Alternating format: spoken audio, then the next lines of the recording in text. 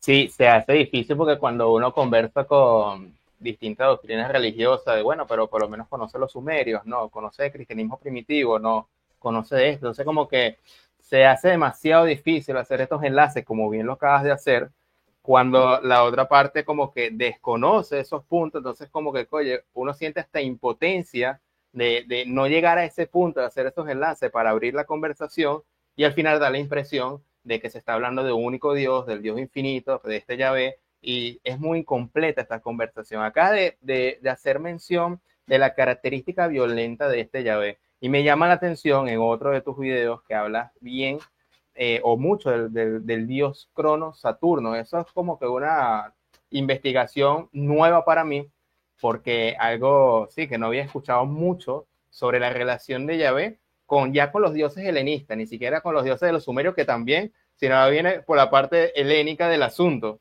Y que curiosamente, cuando se trata de la cábala, que ya lo hemos tocado aquí en el canal, en la Sefirá Binah, en cada planeta o en cada Sefirá tiene un planeta de turno, y en la Binah trata sobre Saturno, que hay una relación existente también ahí, y que esta característica era de un dios violento e incluso que infanticida. ¿Me podría relatar un poquito sobre esta investigación que ya lo has tratado bastante en tus videos? Sí, mira, es que esto se entiende porque los dioses sumerios, la tradición hebrea con el dios Yahvé, la tradición árabe con Alá, los cananeos con Baal, los griegos con todo el panteón de dioses. Cuando hablamos de todas estas deidades estamos hablando de los mismos. Es decir, aquí en el planeta Tierra hace cientos de miles de años cayó una invasión extraterrestre. Ok. Era un grupo de razas degradadas que se establecieron, ¿no? En diversos pueblos, eligieron pueblos y impulsaron culturas, ¿no? Entonces, claro, cuando uno compara los dioses de Sumeria con los dioses griegos, vemos el mismo comportamiento, el mismo patrón. Pedían sacrificios, pedían construcción de templos, elegían pueblos, eran violentos en muchos casos, pedían adoración. Eso se repite. ¿Por qué? Porque eran de las mismas razas. Por eso son los Elohim, un grupo. Entonces, la relación que yo hago ahí es porque esta organización negativa, antes de invadir la Tierra, relatan muchos conocimientos, invadió otros planetas antes del sistema solar. Uno de los primeros planetas que invadió fue Saturno, precisamente. Entonces, creo que fue el primer planeta en el que ellos llegaron acá. Científicamente está demostrado que los anillos de Saturno no son naturales. Es decir, el tiempo de existencia de los anillos no encaja con el tiempo de desarrollo del planeta Saturno. Entonces, Ok. muchas investigaciones arrojan que los anillos fueron producidos por diversas batallas y destrucciones que estas razas hicieron tanto en las lunas de Saturno como en el mismo planeta. De hecho, si la gente investiga se dará cuenta que esos anillos están conformados por rocas, por hielo y son escombros. Escombros de una destrucción que quedó ahí girando alrededor de ese planeta. Esos invasores, luego de estas batallas, porque ellos venían siendo perseguidos por otras razas, que por ejemplo Apocalipsis 2 es una referencia, estas razas ahí se les llaman Miguel y sus ángeles, que son otras razas extraterrenas pero de carácter positivo. Venían persiguiéndolos y ellos huyeron de Saturno y llegaron a otro planeta, que es un planeta que fue destruido, que está entre Marte y Júpiter. Los restos de ese planeta hoy son conocidos como el cinturón de asteroides. Por ejemplo, en las tablillas sumerias se habla, a ese planeta se le llama Tiamat, si no estoy mal. Entonces, ellos al destruir ese planeta saltan a Marte. Marte casi lo llevan a su destrucción, por eso hoy en día es un planeta casi desértico. Y de Marte saltan a la Tierra. La Tierra es el último reducto. Por eso esa es una de las cosas con las cuales yo no estoy de acuerdo con Sitchin cuando él afirma que los Anunnaki son originarios del sistema solar y provienen de un planeta llamado Nibiru.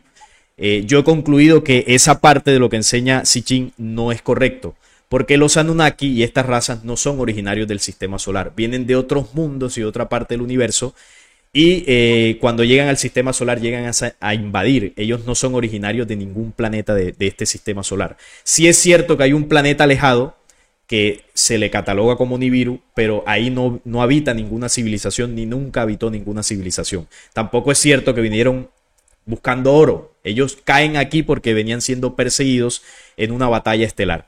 Entonces llegan a la Tierra y bueno, aquí se establecen, y en una de las culturas que más influyeron fue en los hebreos, eligieron ese pueblo. Entonces ahí es donde está la relación con Saturno, porque los seres que los eligen venían de Saturno en primera instancia. Entonces Saturno en uno de sus polos tiene un campo electromagnético que conforma un hexagrama. Entonces el símbolo del pueblo hebreo es una estrella de 6 puntas. Es una referencia al hexagrama. Saturno es conocido también como el sol negro, porque hace esa figura como si fuera un eclipse, de acuerdo a la posición que esté con el sol y todo esto. Entonces, ese agujero negro o ese círculo negro, los hebreos lo replican, por ejemplo, en el tefilín, que es un artefacto que ellos se ponen acá en la frente, que tiene forma de un cubo y se lo amarran acá en la mano izquierda o la mano derecha, no recuerdo, y eso lo utilizan para hacer el rezo. El cubo es la representación de Saturno, el cubo negro que tiene relación con el sol negro. Entonces aquí hay toda una simbología que ellos adoptaron porque los dioses, entre comillas dioses, que venían de ese planeta, los contactaron cuando llegaron a la Tierra. Entonces era un devorador de niños. Yahvé lo era. De hecho, yo hice un video en el canal donde demuestro los episodios donde Yahvé tuvo ese comportamiento hacia los infantes.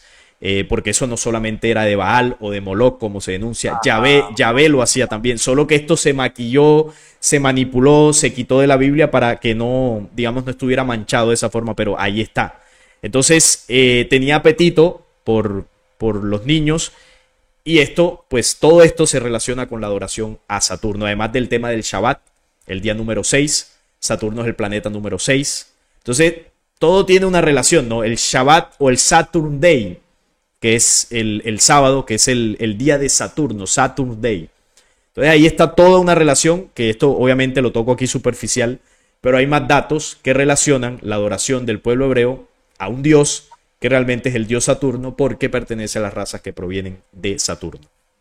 Mira, la cantidad de información que obviamente hay que lanzar la invitación a tu canal porque tienes varios videos tocando eso. E incluso recientemente hiciste una colaboración con Mystery Channel, con Marta Mesa, que hablaste de Seria Sichi, las investigaciones con respecto a la lectura de las tablillas sumerias, todo eso y más está en el canal de Salim. Y claro, uno piensa como que vaya, pero estas historias parecen unos inventos. Esto parece una historia relatada de una mente de un desquiciado o algo así por el estilo. Lo de Hollywood. Pero, sí, de Hollywood, y de ahí sacaron la película Prometeo y todo lo demás. Pero, investigando, ya aquí entramos una parte más energética, que sería la segunda parte como que de la gran presentación que tú presentas en contenidos, porque hablas de la reencarnación, de la energía, del astral, e investigando llegamos a un punto, al Nag Hammadi, a esa biblioteca que, si mal no me equivoco, se descubrió en 1945 al 46,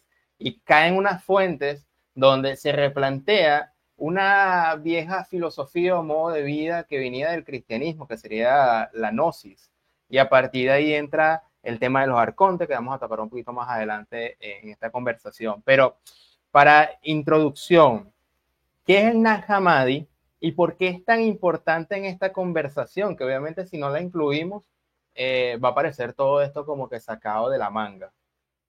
Sí, bueno, como se conoce la biblioteca de Nag Hammadi, que como tú dices, en el año 45, si no estoy mal, o en el año 47, no sé, pero ahí entre el 45 y 47 se encontró estos documentos que son muy importantes porque contenían textos apócrifos.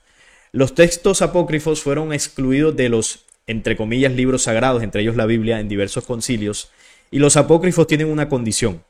Es que fueron menos manipulados en las traducciones y todo esto que los libros principales. ¿Por qué fueron menos manipulados? Porque el objetivo con ellos era esconderlos. Y así fue, los escondieron en cuevas, en vasijas de barro, para que la información básicamente no se supiera. Entonces, eso en el tiempo se fue descubriendo. Nag Hammadi fue uno de los descubrimientos, los textos de Qumran fue otro. Y ahí en esas vasijas hay textos que son muy importantes, como por ejemplo el libro secreto de Juan, el libro apócrifo de Enoch, el libro, por ejemplo, de ciertos apócrifos, ¿no?, que hablan de la vida de Jesús cuando estaba niño, el libro de Valentino. Bueno, hay varias informaciones ahí para entender todo este entramado de conocimientos. Entonces, cuando hablamos de la reencarnación, los textos apócrifos nos arrojan algunas pistas sobre el propósito del espíritu humano. Nosotros hemos entendido o hemos aprendido de culturas de Asia sobre la reencarnación, pero desde mi punto de vista y en las investigaciones que he realizado, esa parte de la reencarnación que se enseña en Oriente tiene ciertos aspectos que no se ajustan a la realidad. Por ejemplo, que podemos reencarnar en animales o en minerales y cosas así.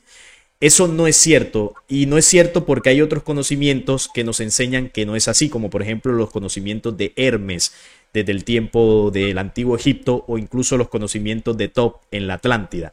Ellos enseñaban sobre la reencarnación y nos decían que el proceso de ascenso humano es en cuerpos humanos, no en cuerpos de animales. De hecho, dentro de las enseñanzas de Jesús también Pablo enseñaba que una es la carne de los animales y otra es la carne de los seres humanos. Los espíritus humanos tienen una vibración que encaja con un cuerpo humano. Es decir, la vibración de un cuerpo físico con la de un espíritu natural humano encajan. La vibración de un animal es diferente y la vibración de un cuerpo animal es diferente. Es decir, no hay relación. Además que los animales son espíritus colectivos y los seres humanos somos espíritus individuales, tenemos identidad propia. Es decir, hay varias cosas allí que fuimos aprendiendo en el tiempo, y yo entendí que el tema de la reencarnación es un plan de ascenso para depurar el legado negativo que hemos grabado en nuestras memorias espirituales derivado de la manipulación de los antiguos dioses. Porque los antiguos dioses, cuando hablamos de los antiguos dioses, como lo decía, no se originaron en el sistema solar. Esto fue en mundos hace miles de millones de años antes de la Tierra. Ya existían humanidades físicas como nosotros, y nosotros somos los descendientes de humanidades físicas que se crearon por allá en aquel tiempo. Cuando nosotros fuimos sembrados en el planeta Tierra, nosotros traemos la herencia negativa de aquel tiempo. Y se nos... sí, ¿vas a hacer alguna...? No. Ok. Nosotros somos los descendientes de esas humanidades y se nos colocó aquí para comenzar un plan de ascenso para limpiarnos espiritualmente de lo que ocurrió hace miles de años. Entonces, la única herramienta que tenemos nosotros para lograr eso, para lograr esa perfección, es la reencarnación. En una vida no lo podemos lograr, necesitamos varias experiencias, varios cuerpos para aprender. Entonces, claro, ahí es donde entran los arcontes, porque los arcontes lo que buscan no es manipular los espíritus para que entren en una rueda del samsara y no puedan salir, porque ellos no controlan la reencarnación. Lo que sí pueden hacer los arcontes es manipularnos para que el proceso de reencarnación sea más doloroso y sea más lento. Entonces, en las experiencias cercanas a la muerte, muchas personas relatan cómo se le aparecen los familiares, o en algunos casos ven directamente criaturas que intentan manipular ese momento para que el proceso de muerte sea más doloroso. Y ahí es donde influyen los arcontes. Te intentan robar tu energía espiritual en el momento en que estás muriendo. Y te hacen perder la conciencia, te hacen perder la memoria para que tú entres en un olvido, y cuando vuelves a reencarnar tienes una amnesia espiritual. No recuerdas absolutamente nada de la vida anterior.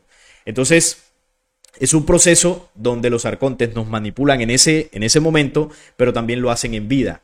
Nos absorben la energía, y de esto habla muy bien Yaconor, que es uno de los que más conoce del tema de los arcontes, que tú has conversado con él, y él lo explica muy bien, ¿no? Son parásitos energéticos que constantemente están buscando la entrada desde el astral hacia la dimensión humana para sustraer la energía. Pero ellos no son los creadores del programa de la reencarnación. La reencarnación es un proceso natural para el ascenso del espíritu humano, y ellos lo que hacen es ralentizarlo, por así decirlo, hacerlo más doloroso.